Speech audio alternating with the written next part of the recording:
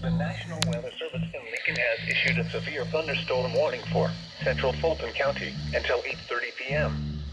At 7:58 p.m., a severe thunderstorm was located over Bushnell, or 13 miles northeast of McComb, moving southeast at 35 miles per hour. Expected hazards include quarter-size hail. This is a radar-indicated threat. The following impacts are expected. Damage to vehicles is expected.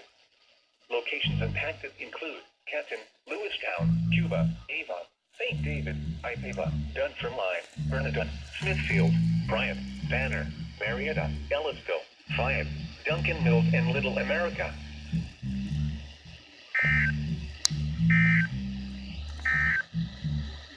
A severe